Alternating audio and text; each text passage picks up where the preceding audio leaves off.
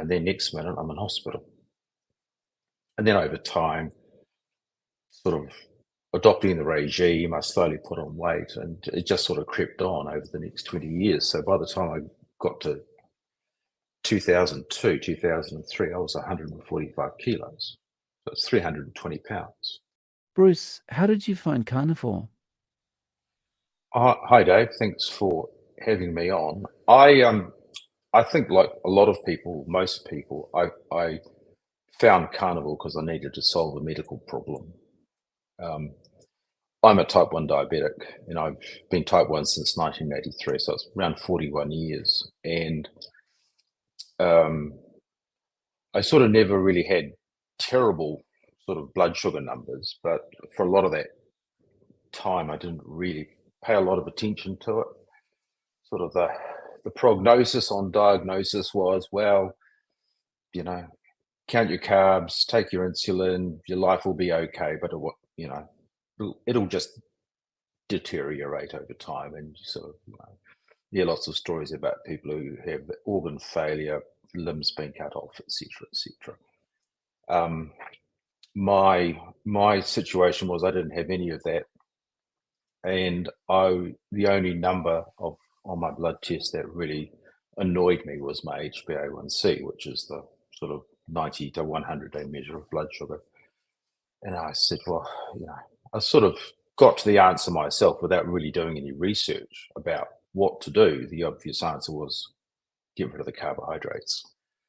And then the question was, well, what do I replace them with?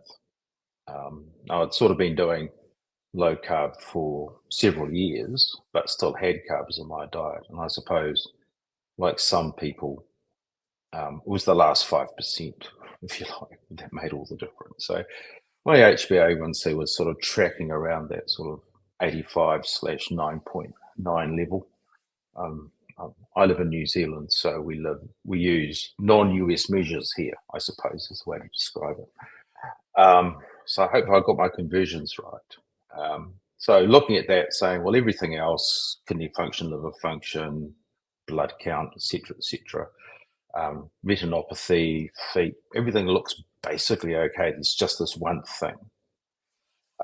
So I started going down the YouTube rabbit hole, like just about everyone else, it seems. Went to YouTube University, came across the usual suspects: Ken Berry, Sean Baker, Ben Bittman, and a few others, and sort of got a feeling for what I had to do, which was replace the carbohydrates with fats and change the way I ate.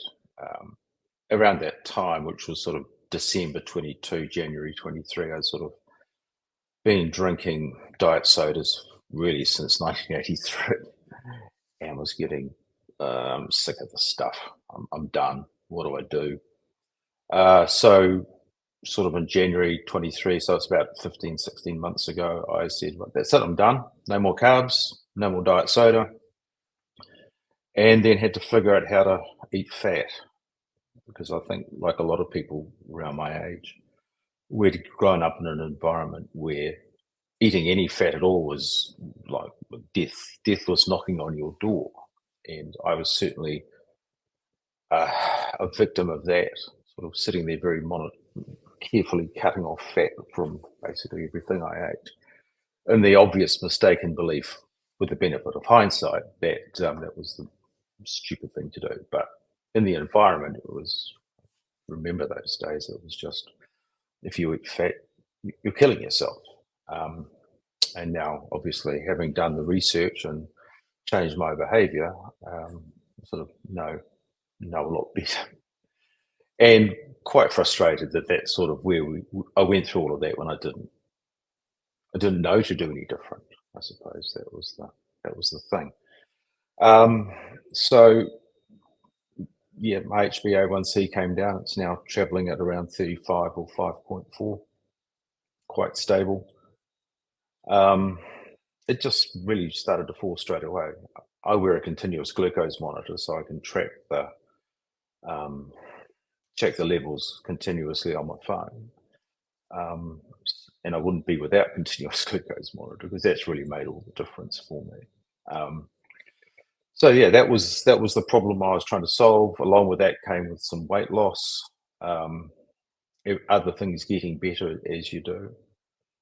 And what I found with carnivore is that um, I sort of had a broad portfolio of animal products that I was eating, and slowly that has shrunk down to basically beef, salt, and water, and a bit of butter on the side. So I was eating a lot of lamb. I was eating cheese and bits and pieces, and that sort of all. It's not that they make me sick. I was just sort of not interested in eating them anymore, which I'm not quite sure where that ends up. Why particularly it's gone that way, but that's sort of where it's been. So yeah, that's how I got there. Wow. Well, congratulations on getting the A1C under control. Um, Mm, on a practical level, because obviously, you know, doing interviews about carnivore, you tend to meet more type 2 diabetic people than type 1 diabetic mm. people. So on a practical level day to day, what has changed for you as a type 1 diabetic? Well, um, the principal change is getting rid of the variability in my blood sugar. So um, the normal range, if you like, the agreed acceptable range for blood sugar is between sort of 80 and 100 milli, milliliters per deciliter, or between 4 and 8 millimoles. So that's sort of the target range.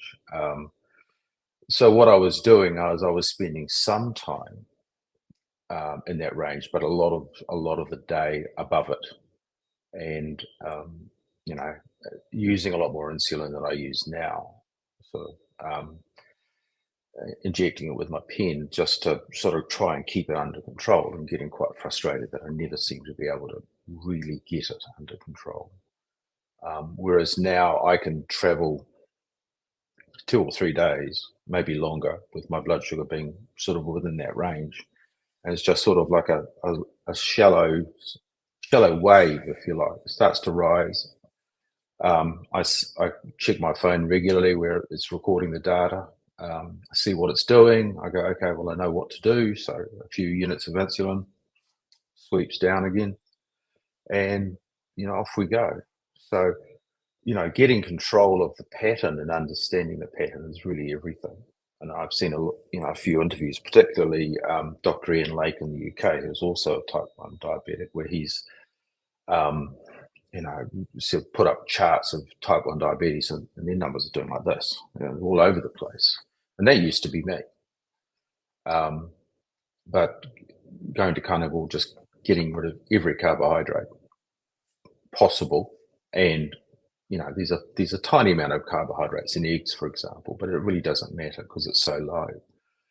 Um, that's been the trick, is just to get that, and then learn how to manage around that wave pattern. So I don't sort of have a low crash, which is always the risk with injecting insulin, that your blood sugar just falls off a cliff and then you're in real strife.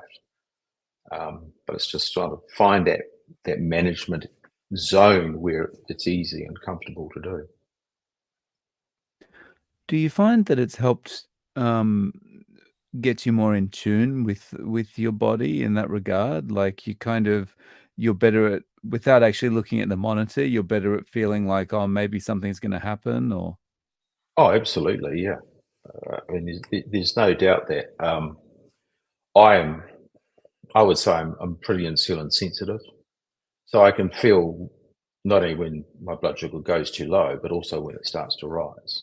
I mean, it's just with this sort of ah, it's hard to describe the feeling, but it's sort of like, oh, I just don't feel quite as good as I did. Or I suddenly feel a bit more thirsty, or I get thirsty. Not that it's gone up particularly; it's sort of gone from sort of, say, being 90 to 110, perhaps, or just slightly above the normal range. And I'm going, oh, now I've got it. So check the meter, see what's going on. administer some insulin, and off we go. Whereas before, yeah, it all just happened behind me, and I had no real feel for what was going on physically. But now I can feel it, so that's quite different. So, like when you see your doctor, for prescriptions and things, is your doctor aware of how you're managing this? And is your doctor kind of on board, not on Mm. board? Um, on board, because fundamentally I've basically said, "You've got no choice here. This is what I'm doing," and they've seen the results. But when I first sort of started um, down the carnivore track, it was, "Oh, what are you doing? Why are you doing it? Why aren't you eating carbs?" And I said, "Well, it's just to get my blood sugar under control. That's sort of the key driver here. This is the most important thing, because everything sort of steps off from that in terms of problems." Oh, so what about vegetables? Well, no, vegetables are off the table as well. You know, everything is gone. No fruit, no vegetables, no grains. Just everything's out, because that's the only way I could figure out how to make it work. And I started this with my HbA1c sort of over 9%. So it was a punt, really. I just had to try and see what would happen, and fortunately, it was successful and continues to be so. So the thing now is, don't change that. And I've seen a whole lot of other, um, you know, small physical improvements as well, like a lot of people do. Um, so I'd say, in that respect, what I've experienced on carnivore is not that different from a lot of other people.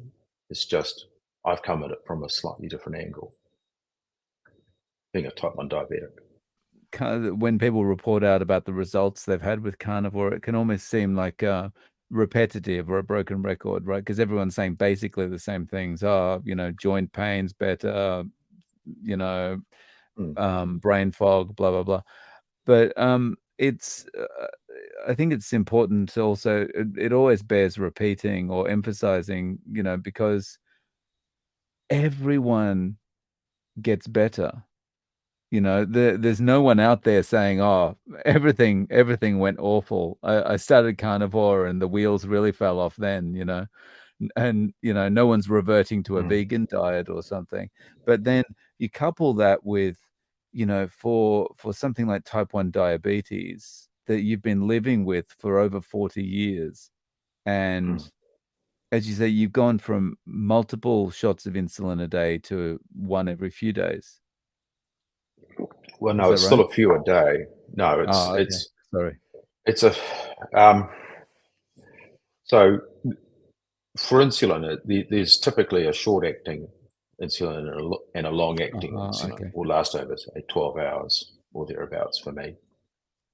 So it's two injections of long-acting a day, and then, Mm, depending on what's going on, 3 to 4 injections of short-acting a day. So, and we're talking very small amounts of short-acting, um, mm, but that sort of helps the management structure. And right. one of the things that I talked about with doctors and what have you was going on an insulin pump, or what they call a closed loop, which links back into the continuous glucose monitor. The problem with those things is they're all designed around eating carbohydrates. So if you're not eating carbohydrates, programming the insulin pump becomes problematic, because it's just the way they're designed. The whole system is based around counting your carbs. So when you take carbohydrates out of the equation, that system doesn't work anymore. And while for a lot of people it's you know could be quite simple and easy for them, it just wouldn't be something that would work for me. So um, your insulin management has to become very personalized to what you're doing. And if you know what's going on, then what the doctors are going to tell you sort of becomes slightly irrelevant, because it's continuous management, you know, all day, every day, and even in the middle of the night, sort of waking up going, What's my numbers? Where am I? Not that it's a stress, because you sort of get used to it after a while, but it's just, if I don't know, then that's problematic. So it does become quite, not an overbearing, but if somebody was starting out new, they probably would find it quite overbearing. Yeah, because it's always the presence is always there kind of thing. Yeah. Mm. I mean, when I was diagnosed, the technology was almost caveman-like as compared to today, because all the tools that are available just didn't exist. And it very much was, there were no finger pricks, for example. It was, well, they were just starting to come out, but it was sort of weighing into a cup, getting a reagent strip, dipping it in, measuring the color against the side of the bottle. You know, quite inaccurate and very occasional. So you didn't really know how things were moving. And that was the management strategy. It was sort of do your best, but good luck. And I think for a lot of people, that's still very much the way they operate. If you can more accurately manage things, or more predictably manage things when you're doing zero carb, when you're on carnivore. Mm. Why is this not something that's taken on, do you think? Because it must be pretty obvious to most researchers, right? Mm. Well, I think there's two things there. One, this whole system is based around eating carbohydrates. I saw your video a couple of weeks ago about Stacey from the American Diabetes Association and her plate and your chunk of healthy carbs. Now that's complete oxymoron. There was no such thing as a healthy carb. It's ridiculous. But that is the standard of care. Is that globally the standard of care is eat your carbs or else. And one of the things I do here is that the hospital system runs a diabetes clinic. I go along every few months and sitting down and explaining what I was doing. And the health professional I was talking to said, "Well, you're going to get scurvy." I said, "Oh, so when's that going to start? Because it's been over 12 months and I haven't got it. So what's going on?" "Oh, well, you need to take vitamin C." Well, no. "Oh, well, you need glucose for your brain," which technically is true, but you make your glucose as you need it through gluconeogenesis, which is watching the videos on YouTube and learning about how this all works. So there's just this ingrained feature that's been there since, I don't know, the 1920s or 1930s, is that you must eat carbs or else. And the reality is you should not eat carbs, because carbohydrates are effectively a poison to a diabetic, because you cannot process them. And if you can't process them, your blood sugar will rise. If nothing else happens, you will end up with ketone acidosis and it will kill you. And that's where I was when I was diagnosed. I was almost dead. Hilariously, I was in Adelaide Hospital, but it's a long story. So yeah, the whole system is designed to focus on make sure you eat your carbohydrates, when the system should be completely the other way, which is never eat carbohydrates. Because if you don't eat carbohydrates, you get healthier. Everything gets better. Management is easier. You feel better. Yeah, it's hard to. I'd have to sit there and write a big list, but I'm sure that I could write a big list if I sat down and thought about it for long enough. Mm. So, It sounds almost like you've got a skyscraper, and one of the foundations has a problem. But mm, and whenever there's a strong wind, you get cracks in the walls, right? But because, this awesome building company put the skyscraper up, no one ever questions the foundations. They always just kind of go, "Oh, there's a crack in the wall, we need new wallpaper," or something like that, no one ever thinks to go, "Maybe there's a fundamental issue with the way we're looking at this." I think there's enough people who have sort of identified the fundamental issue. I mean, you might be aware of Richard Bernstein in the US, who's, I think he's now 89 or 90, and he's been a type 1 diabetic for the thick end of 80 years. And he worked out in his 30s that eating a carnivore diet, or very close to it, was the right way to go. And effectively put himself through medical school so that he could have some standing amongst, I think he did it in his 40s, to get some standing in the community so he could actually get his message across. But even somebody like that who has this massive lived experience basically gets ignored. Um, and I'm not really overly enthusiastic about all the conspiracy theories that spring up about how, big food and big pharma are evil. My way of thinking about it is they're not evil in of themselves, but that's the way things are. So we just do things the way they are. There's no sort of driving force. And every time somebody sort of pops up and says, "Well, this is the way to go," then there'll be somebody else who will pop up and say, "Well, no, it's not," which sort of overlays the existing narrative, and people go, "Well, it's too much work. What the hell? I don't know. I'll just keep doing what I'm doing." And then they wonder why they get sick, overweight, ill, and it gets steadily worse for them. Yeah, I mean, I tend to think about, like, inside the food companies or the pharmaceutical companies, I'm not sure that there's any one particular person that's inherently evil or something in there. I think it's Mm, everyone's running around chasing their KPI. They wanna make bonus this year or get that promotion or something. So they're doing whatever they think the best thing is, which in that case, KPI's case would be pushing forward the company mission. yeah, And that's how we end up yeah. getting to this point. Well, the food companies are launching hundreds of products a year, all of them. I don't know if you go back a few years, there was this whole thing about vegan ice cream, and that suddenly was flavor of the month, so to speak. Um, and suddenly all the dairy manufacturers are making vegan ice cream, and now you never hear about it. It's like it was a fad; it came and it went. So they're always looking for the next hit product, which is about, for a lot of people, it's just taste. And is it nice to eat? So, um, does it feel good when I eat it, as opposed to what it does to me?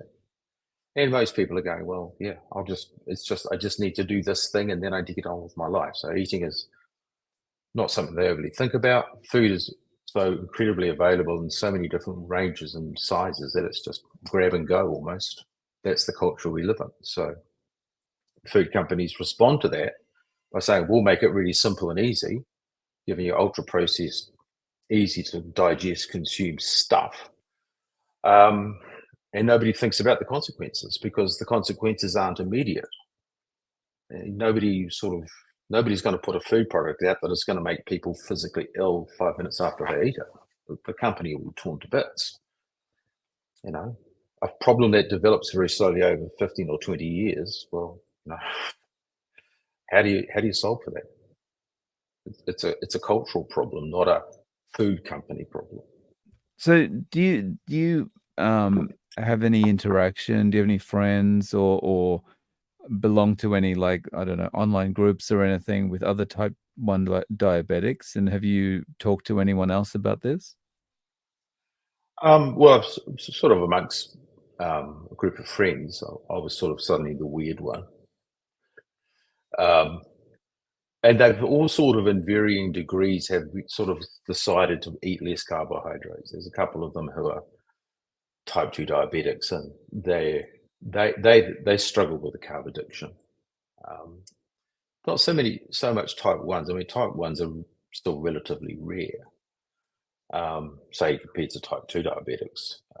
But the whole diabetes societies sort of thing, because of their mindset, is just, there's no point. You just end up getting frustrated with them. But I am a group, a few Facebook groups and bits and pieces where I sort of add in my comments from time to time and thoughts and ideas. But it's sort of the thing that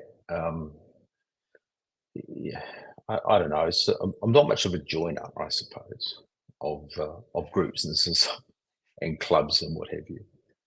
I sort of tend to you know, not not not a loner as such, but just someone who I will try and find the answer myself. And sometimes that works out better than others, but in this case, it seems to have worked out quite well. But I'm certainly happy to share ideas with people. So, what I was really, kind of what I was getting at is, like, have you is there been ever a situation where you've been able to talk to another diabetic, whether it's face to face or online, and maybe say to them, "Why don't you try this?" And what's their reaction been? Is it like, uh, uh, is it within the type 1 diabetic community? Would it still be too much of a focus on, "I need to eat carbohydrate," or? I think just with any diabetic, there's a real mindset problem there. I mean, like as I mentioned, the type 2 diabetics, and they're saying, well, my A1C is sort of 9, 10, 11. What am I going to do? And I said, well, okay, this is what you've got to do.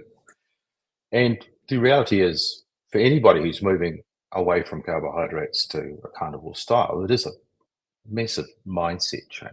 I mean, when I dropped the last of the carbs and decided now I have to eat butter, I'm sitting there looking at the butter going, oh, well, how do I do this?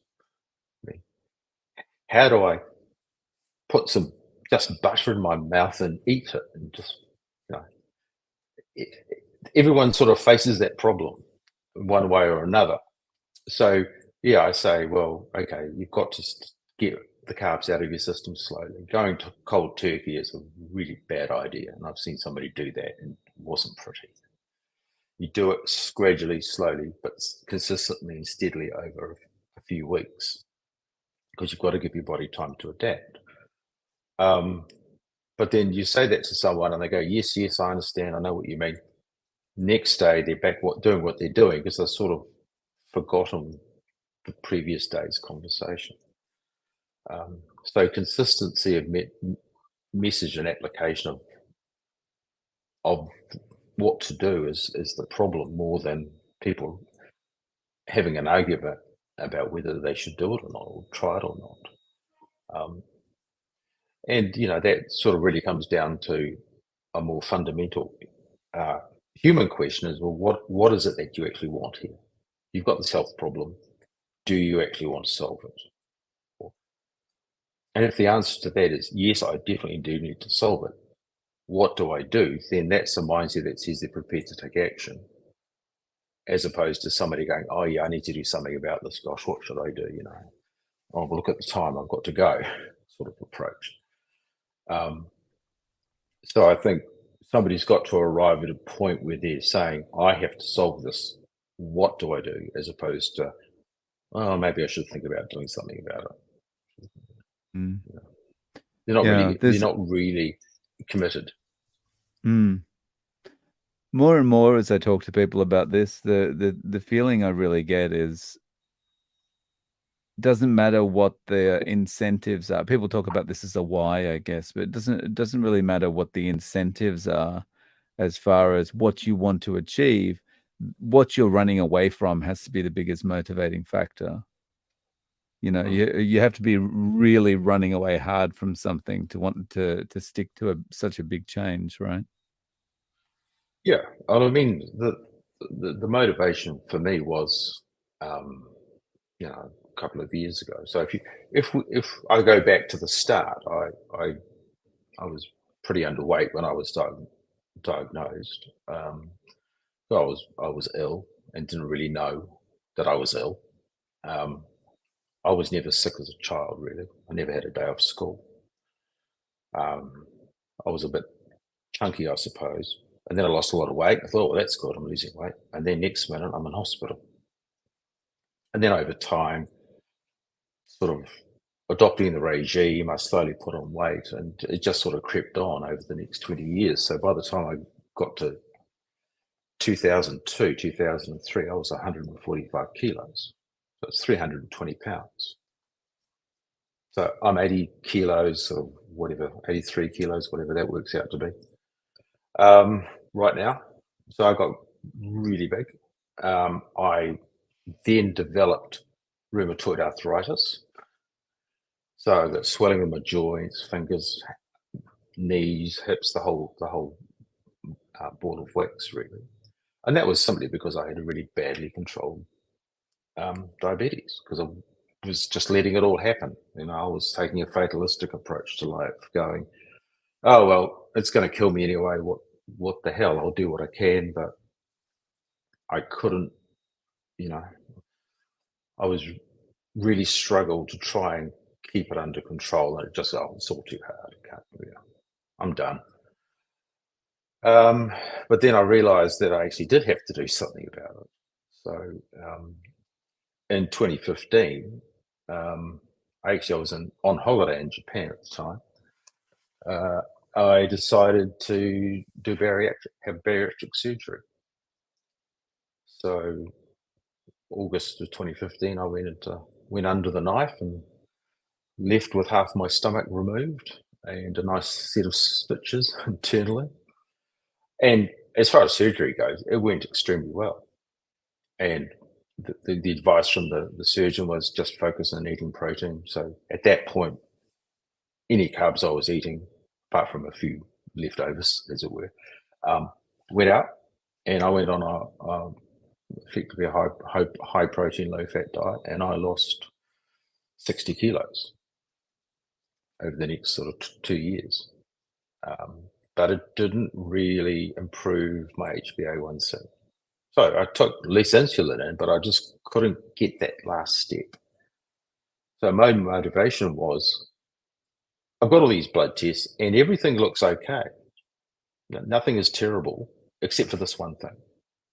So my motivation was, that's the biggest risk I've got as I get older. So fix that. How do I fix it? So this is what I did.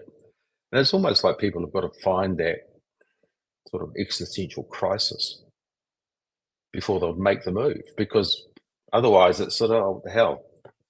Yeah, I'm going to get sick, old, and die anyway. So why should I bother? I've got friends who are like that. People in their late 60s who are sitting, oh yeah, I've got these problems, but yeah, whatever. I'm going to go out. So it's not a question of how long you live. I think it's the difference between what they call lifespan and health span. So some of these people, their life is not over, but their health span is sort of getting to the pointy end, so to speak. And I'm sitting there going, I'll try and make those two about the same length. So the health span and the lifespan. So that's your optimal outcome, really. Well, that's the way I think about it. Yeah, same. It'd be much nicer to go out with all guns blazing, figuratively speaking, than, have a slow decline. Yeah, I remember reading something years ago. I just can't remember what it was, but it was something like, your end of your life as you're careering down the road on a motorbike, going, tearing along at a hell of a speed, and then you just go into a left-hand turn and you swing around, and then as the bike's about to go out from underneath you, you fall into the coffin. So you're just going 100 miles an hour until you stop, as opposed to the sort of what I call, with people have died or are in the getting sicker, they're on a glide path, so like an aeroplane coming into land very slowly, but there's no getting off that track. Yeah.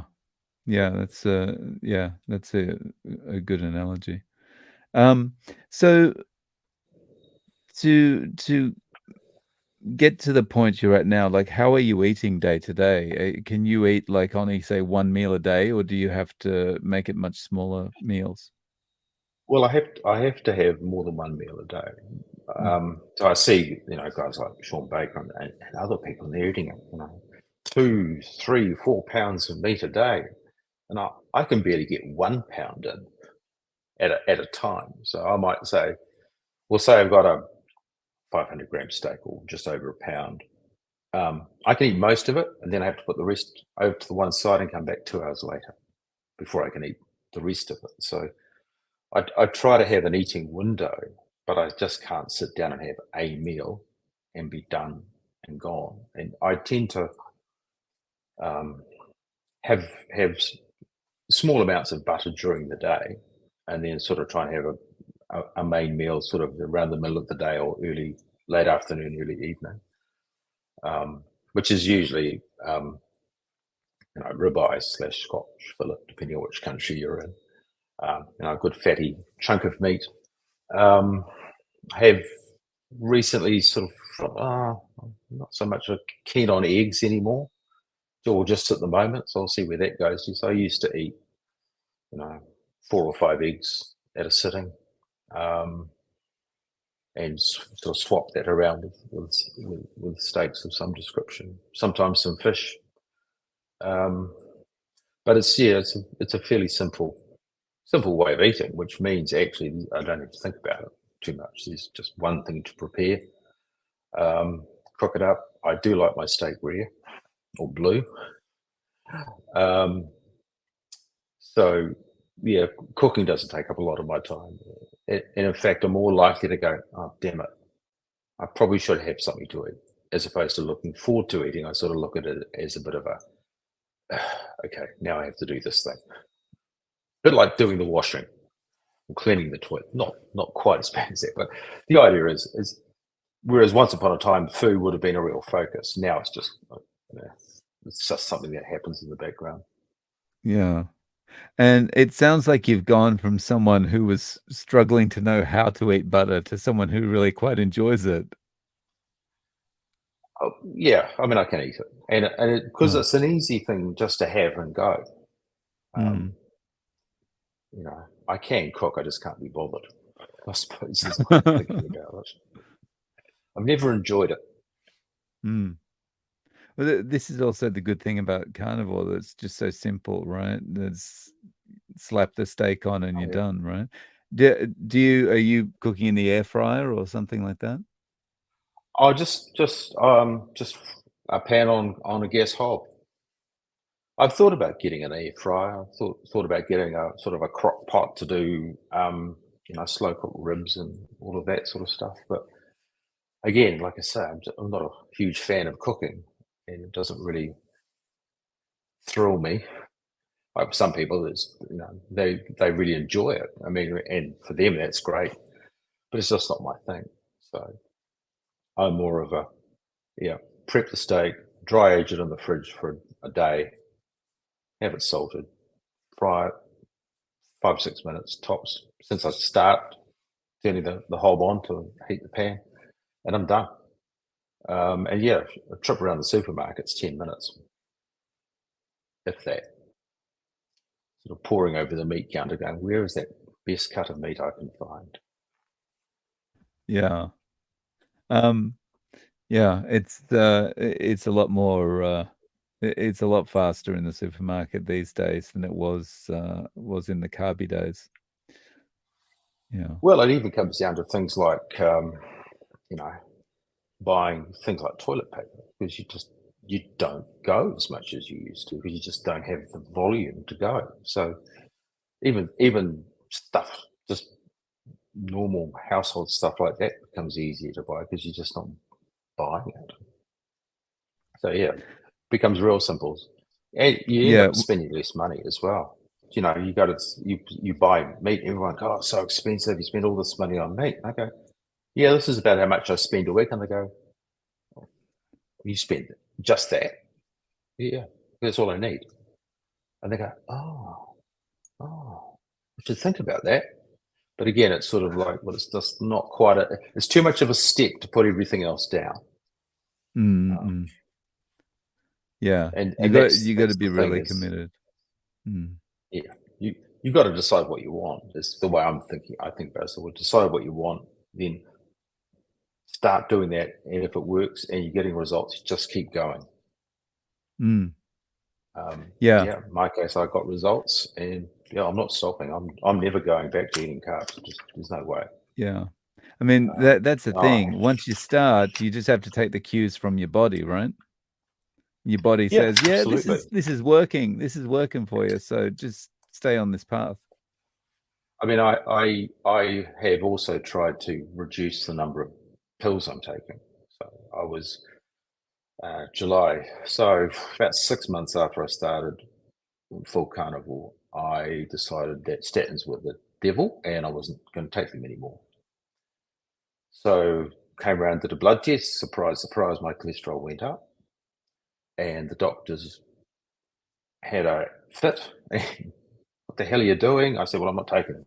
I feel so much better, and I did. I actually felt a lot better.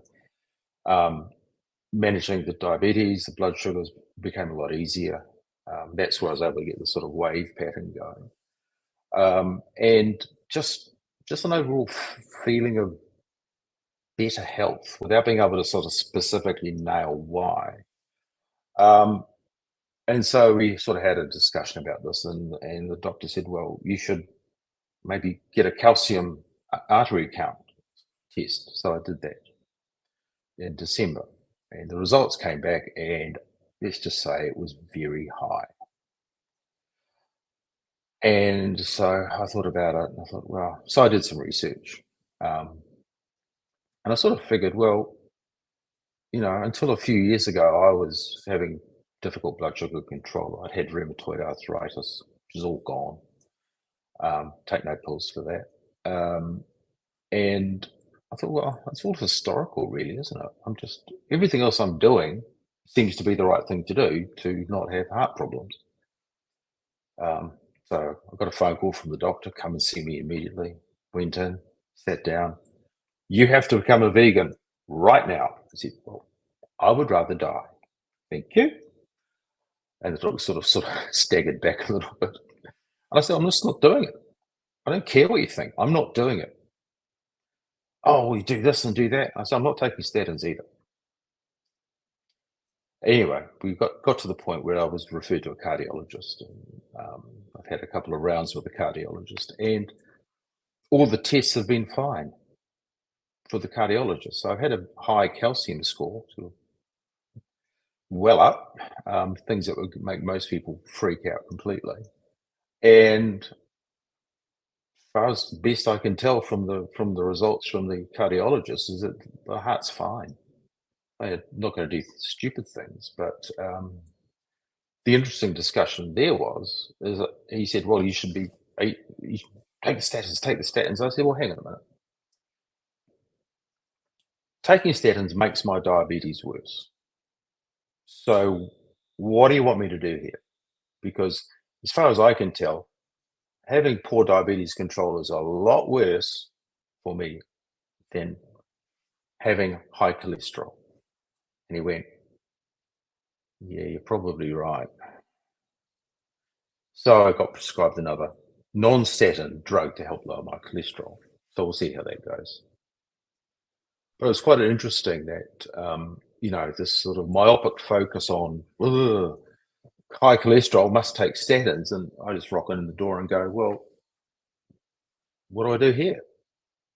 You're the expert. Tell me what to do. And I sort of get trapped in a sort of at cross purposes and didn't quite know which way to go. And I Yeah. think there's a real thing for do not listen, do not accept what you're told. Challenge everything. Yeah. I Not think that's really unreasonably, but important. yeah, Yeah. not unreasonably challenge, but say, well, hang on a minute, what about this? Yeah. At least ask I've, questions, right? yeah, I mean, I had a similar situation last year because I mentioned I'm sort of going seeing a hospital clinic, and I was in the morning one morning, the phone goes, and it's a hospital clinic, and they're saying, "Oh, your HbA1c is too low," which is higher than where it is now for me. But anyway, I said, "Oh, what is it?" And they told me, and I said, "Well, that's normal, isn't it?" So I was in the non-diabetic range. I said, "Well, that's normal. That's fine. It's good. That's what I'm going for." "Oh no, it's too low." "Why is it too low?" "Oh, risk of hypoglycemia." which is when your blood sugar gets too low, and that can be really problematic if not handled well. I said, well, I'm taking much less insulin, so my risk of hypoglycemia is down, because if you don't have the insulin, you can't get the low blood sugar. Oh, but you should be higher. I said, well, when you say high, what do you mean? Oh, well, we need it sort of over 6%. I said, well, what are you trying to do here? If my blood sugar is too high, you say get it down. But if I get it down, then you say get it high again. So what do you want? What am I to do here? What is your advice? And they sort of realized at that point, and the person on the end of the phone was realized that they'd actually talked themselves into a corner. And then I said, well, I've been doing this for 40 years. I sort of continuous glucose monitor. I sort of know what I'm doing. So let's just say I'm just going to do what I do, and you know, we'll leave it at that. And that was sort of the conversation. It was like, you know, it's like they're all Captain Panic pants. You know, they see one thing that's slightly away from what they believe to be the norm or the standard of care, they just lose it. And then you're sort of going, well, it's better for me. So why are you being so aggressive about it? Mm. It's really quite interesting. Yeah, I've got this feeling like, of course, I think having more data than not is good.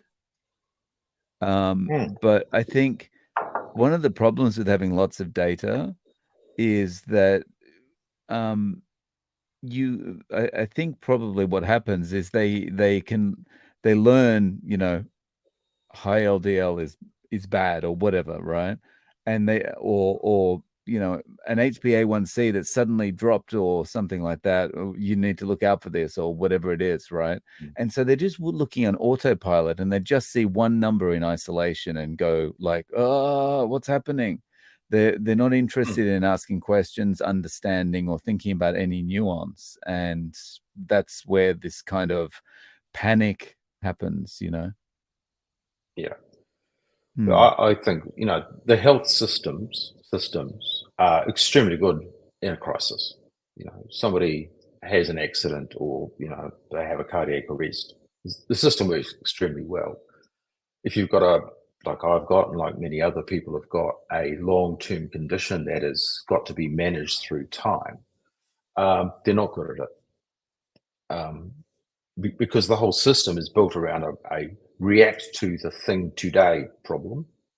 Whereas if you say your LDL is a bit higher, or your blood sugar is a bit high, or something is slightly adrift, they go straight into solve the problem right now mode without sort of really thinking about how to manage through time. So you end up with these people, like you say. I have this very, very high calcium score, which is the result of historical stuff.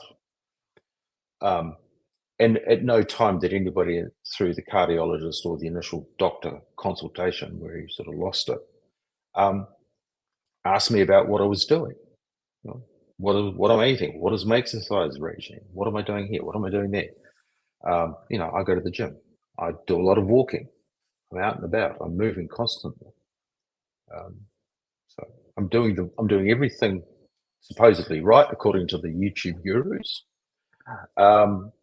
And so yeah, it should be fine. But yeah, they don't even have the nuance to get past the fact that what they see on the page is just absolute, the written word, without considering everything else that obviously wraps around it,